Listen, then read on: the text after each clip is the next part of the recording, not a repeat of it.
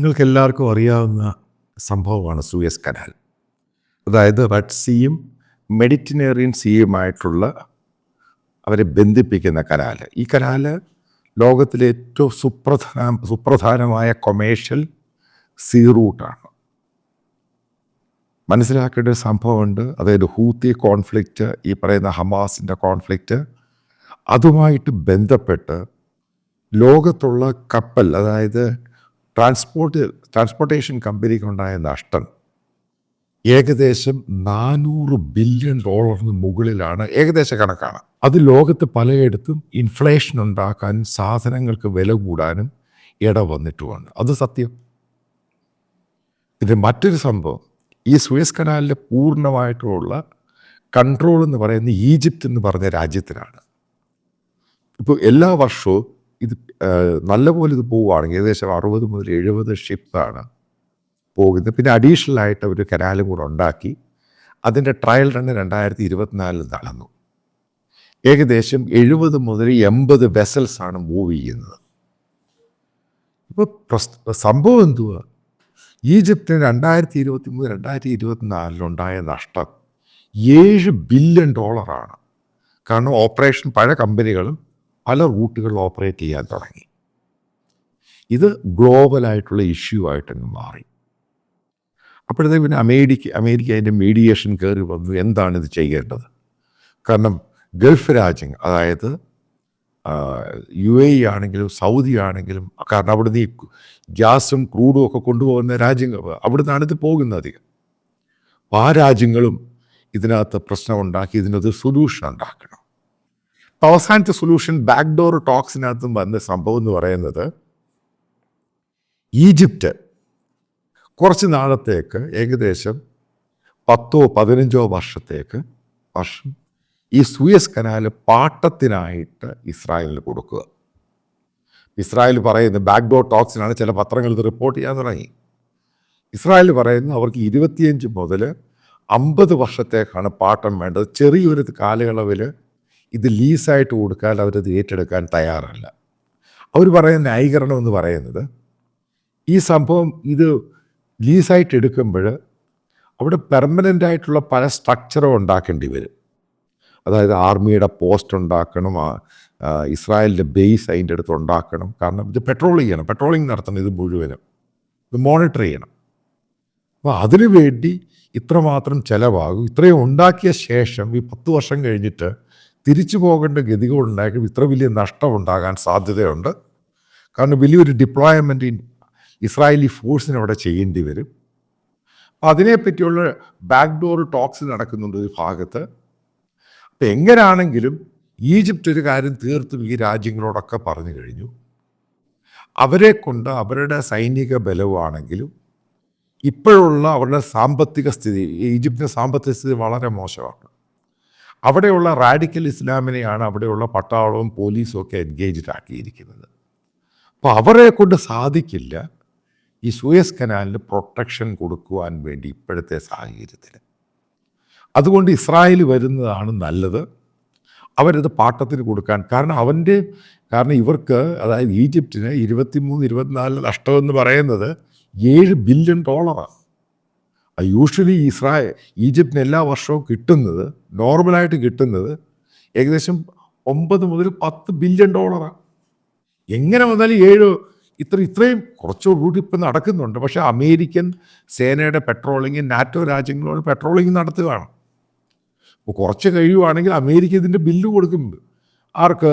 Egypt കൊടുക്കും. ഇത്ര ചിലവുണ്ട്, ഞങ്ങളുടെ ഷിപ്സ് അവിടെ പെട്രോളിങ് ചെയ്ത്. കാരണം അത് ഈജിപ്തിന് വലിയ കൂടുതൽ പണവും കൂടി തിരിച്ചു കൊടുക്കേണ്ടി വരും. കാരണം ഈജിപ്തിൻ്റെ ഫോഴ്സ് ഇല്ല.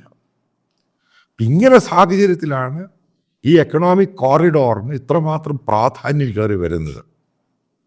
ആ സന്ദർഭത്തിലാണ് പല രാജ്യങ്ങളും, അതായത് സൗദി ആണെങ്കിലും UAE ആണെങ്കിലും ഇസ്രായേലിനെ ഫോഴ്സ് ചെയ്യുകയാണ് അവരത് ടേക്ക് ഓവർ ചെയ്യാൻ, അതായത് പാട്ടത്തിനെടുക്കുക.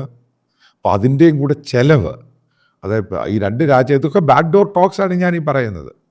ഇസ്രായേലിനുണ്ടാകുന്നതിന് ചെലവ് വഹിക്കാൻ ഈ രാജ്യങ്ങളും തയ്യാറാണ്. മനസ്സിലാക്കുക. ഇവിടുത്തെ കേരളത്തിലെ സുഡാപ്പികളൊക്കെ ഈ പറയുന്നത് സൗദിയും UAE ഒക്കെ പക്ഷേ ആ രാജ്യങ്ങളും ഇസ്രായേലിനെയാണ് അവർക്ക് വിശ്വാസമുള്ളത്. കാരണം അവരത് ഏറ്റെടുക്കുകയാണെങ്കിൽ അത് സ്മൂത്തായിട്ട് അവിടെ ട്രാൻസ്പോർട്ടേഷനും ഇപ്പോൾ അതിൻ്റെ മൂവ്മെൻറ്റും നടക്കും, അറ്റാക്ക് നടക്കത്തില്ല. ഹൂത്തികളാണ് ഈ പറയുന്ന ഇസ്രായേൽ അതിനെ അങ്ങ് നേരിട്ട് പോകും, അവനെ അങ്ങ് തുലയ്ക്കും. ഈ പറയുന്ന ഷിപ്സിനാണെങ്കിൽ വെസൽസിനാണെങ്കിലും പൂർണ്ണമായിട്ടും സെക്യൂർഡ് ആയിരിക്കും, ആരുടെ അറ്റാക്ക് ഉണ്ടാകത്തില്ല.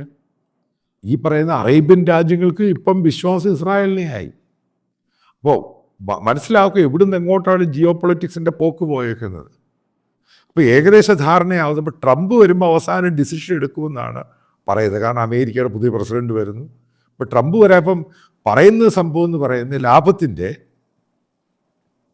60% ഈജിപ്തിനും 40 ഇസ്രായേലിന് ഇങ്ങനെ പറയുന്നുണ്ട്. ഇപ്പം ഇസ്രായേൽ തിരിച്ചാണ് പറയുന്നത് അവർക്ക് 60% വേണം, 40 ഈജിപ്തിന് കൊടുക്കാം. ഇങ്ങനെയുള്ള ടോക്സും ഒരു വശത്ത് നടക്കുന്നുണ്ട്. പിന്നെ ഇത്ര വർഷത്തേക്കെന്നുള്ള സംഭവമാണ് ഇവരുടെ ഇതിനകത്ത് റോഡ് ബ്ലോക്ക് ആയിട്ട് നിൽക്കുന്നത്. അതായത് 10 വർഷം 15 വർഷം ഈജിപ്റ്റ് പറയുമ്പോൾ ഇസ്രായേൽ പറയുന്നത് മിനിമം 25 മുതൽ 30 വർഷം അവർക്ക് ലോങ് ടൈം കൊടുക്കണം. അങ്ങനെയാണെങ്കിൽ മാത്രമേ അവർക്ക് പൂർണ്ണമായിട്ടും അത് എസ്റ്റാബ്ലിഷ് ചെയ്യാൻ സാധിക്കത്തുള്ളൂ. കാരണം സെക്യൂരിറ്റി എക്യുപ്മെൻസും അതെല്ലാം വെച്ചിട്ട് ആ റൂട്ട് പൂർണ്ണമായിട്ട് ഏകദേശം 74 പുതിയ ഇതനുസരിച്ച് ഏകദേശം 72-73 കിലോമീറ്റർ ഉണ്ട് ഇതിന് വരുന്നുണ്ട്. കാരണം പുതിയൊരു കപ്പൽ ചാലും കൂടെ കനാലും കൂടെ ഉണ്ടാക്കി. അപ്പോൾ കൂടുതൽ ഷിപ്സ് ഉണ്ടാകാൻ സാധ്യതയുണ്ട്, വെസൽസ് മൂവ്മെൻറ്റ് ഉണ്ടാകാൻ സാധ്യതയുണ്ട്. അപ്പോൾ ഈജിപ്തിനെ കൊണ്ട് തൽക്കാലം ഇത് കഴിയത്തില്ല, ഇത് മോണിറ്റർ ചെയ്യാൻ. കാരണം അവരുടെ ഡൊമസ്റ്റിക് ഇഷ്യൂവും ഇസ്ലാമിക് റാഡിക്കൽ ഇഷ്യൂവും സാമ്പത്തിക സ്ഥിതി വീണ്ടും മനസ്സിലാക്കുക. ഞാൻ നേരത്തെ ഒരു കാര്യം പറഞ്ഞില്ലേ, അതായത് ഒക്ടോബർ 8 ശേഷം ഉണ്ടാകുന്ന ജിയോ പൊളിറ്റിക്സിൽ ഇസ്രായേൽ എന്ന് പറഞ്ഞ രാജ്യമായിരിക്കും അവിടുത്തെ അമേരിക്ക, അതായത് മിഡിൽ ഈസ്റ്റ് വെസ്റ്റ് ഏഷ്യയിലെ അവരായിരിക്കും തീരുമാനിക്കുന്നത് എന്ത് ചെയ്യണം എന്ത് പോകാം. അതായത് അവിടുത്തെ ലോക പോലീസായി മാറി. അല്ലെങ്കിൽ ഈ രാജ്യങ്ങൾ വന്ന് പറയുമോ നിങ്ങൾ കൺട്രോൾ ചെയ്യേ, ഞങ്ങൾ പണം തരാം, കാരണം ഞങ്ങളെ കൊണ്ട് പറ്റത്തില്ല, ഞങ്ങളുടെ ബിസിനസ്സിനെയും അവരുടെ കൊമേഴ്സിനെ ഇത് ബാധിക്കുന്നുണ്ട്, ഞങ്ങൾക്ക് ഈ പറയുന്ന മാൻ പവർ ഒന്നുമില്ല, ട്രെയിൻഡ് മാൻ പവർ ഒന്നുമില്ല.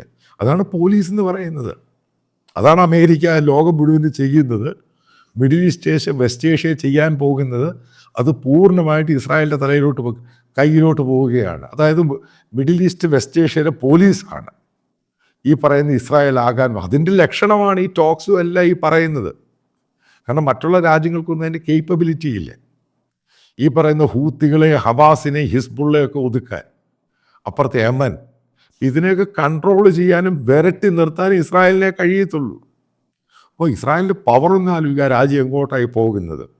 അതായത് ഇതിനകത്ത് കൺക്ലൂഡ് ചെയ്യുന്ന പാർട്ട്, വരാൻ പോകുന്ന വർഷങ്ങളിൽ ഇസ്രായേൽ എന്ന് പറയുന്ന സൂപ്പർ പവർ മാത്രമല്ല, സാമ്പത്തികമായിട്ട് ഏറ്റവും വലിയ രാജ്യമാണ് മിഡിൽ ഈസ്റ്റ് ഏഷ്യയിൽ. അതിൻ്റെ ലക്ഷണമാണ് ഈ ഓരോ ഡെവലപ്മെൻറ്റ്സും അവിടെ ഉണ്ടാകുന്നത്. കാരണം അവരിൽ കൂടെ മാത്രമേ കാര്യങ്ങൾ മുന്നോട്ട് പോകാൻ പറ്റത്തുള്ളൂ. അവരായിരിക്കും എല്ലാം തീരുമാനം. കാരണം പോലീസായി കഴിഞ്ഞാൽ പോലീസിന് ഒരു പവറുണ്ടല്ലോ, അവൻ എക്കോണമി ഹാൻഡിൽ ചെയ്യും, അതും ഹാൻഡിൽ ചെയ്യും, ഇതും ഹാൻഡിൽ ചെയ്യും, സൈന്യത്തെ ഹാൻഡിൽ ചെയ്യും. ആ രീതിയിലുള്ള പോക്കാണ് ഇനി മിഡിൽ ഈസ്റ്റ് ഏഷ്യ വെസ്റ്റ് ഏഷ്യയിൽ ഇസ്രായേലിൻ്റെ റോൾ എന്ന് പറയുന്നത്.